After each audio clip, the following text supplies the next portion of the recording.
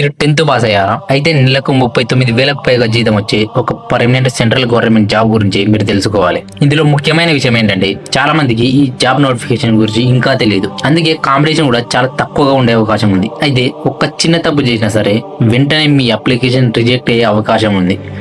So ఈ వీడియోని చివరి వరకు చూస్తే ఎలిజిబిలిటీ నుంచి exam pattern, salary, fees, apply చేసే పూర్తి ప్రాసెస్, ఎవరు చెప్పుకొని కొన్ని ముఖ్యమైన పాయింట్స్ని కూడా అన్ని ఒక్క వీడియోలో మీరు పూర్తిగా తెలుసుకోగలరు. ఈ రిక్రూట్మెంట్ను విడుదల చేసింది CSIR, central mechanical engineering research institute. ఇది పూర్తిగా సెంట్రల్ గవర్నమెంట్ ఆర్గనైజేషన్.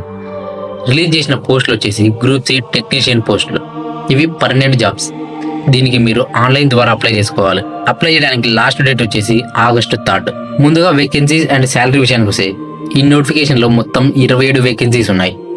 శాలరీ విషయానికి వస్తే టెక్నీషియన్ పోస్ట్ అయినప్పటికీ పే లెవెల్ 2 ప్రకారం బేసిక్ శాలరీతో పాటు DA, HRA, transport allowances and ఇంకా ఇతర సెంట్రల్ గవర్నమెంట్ బెనిఫిట్స్తో కలిపి మీరు జాయిన్ అయ్యే అప్పటి నుంచే 39,000 వరకు మంత్లీ శాలరీ వచ్చే అవకాశం ఉంటుంది.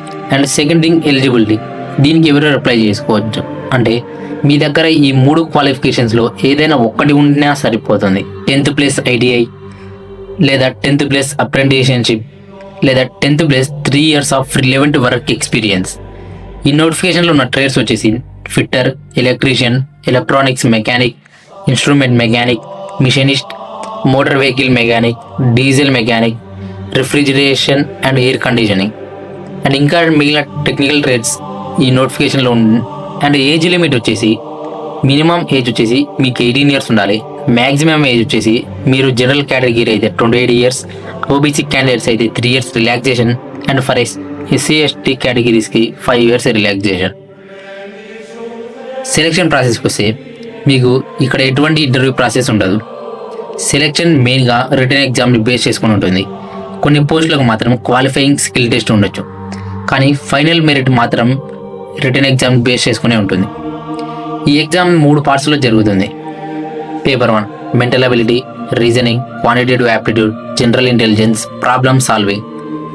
ఇందులో మీకు నెగిటివ్ మార్క్స్ ఉండవు. Paper 2 general awareness, English language. ఇక్కడ నెగిటివ్ మార్క్స్ ఉంటాయి. అండ్ పేపర్ 3 మీ ట్రేడ్కి సంబంధించిన టెక్నికల్ క్వశ్చన్స్. ఇక్కడ కూడా నెగిటివ్ మార్క్స్ ఉంటాయి.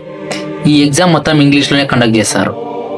ఇప్పుడు అప్లికేషన్ ఫీ విషయానికి వస్తే ఉమెన్స్కి, SC, ST and physically backward categories వీళ్ళందరికీ అప్లికేషన్ ఫీ ఏముండదు. అండ్ మిగతా క్యాండిడేట్స్కి మాత్రం అప్లికేషన్ ఫీ వచ్చేసి 500 rupees. మీరు ఆన్లైన్లోనే పే చేయాలి.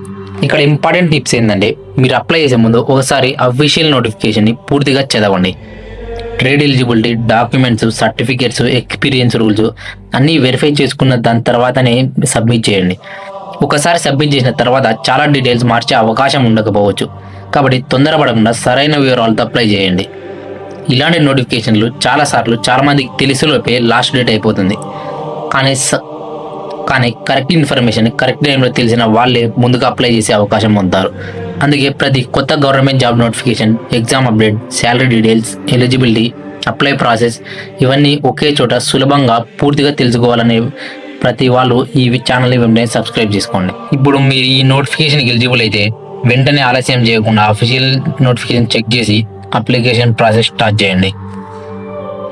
మీ ప్రిపరేషన్కి ఆల్ ద బెస్ట్. మళ్ళీ మరో ముఖ్యమైన జాబ్ అప్డేట్తో కలుద్దాం.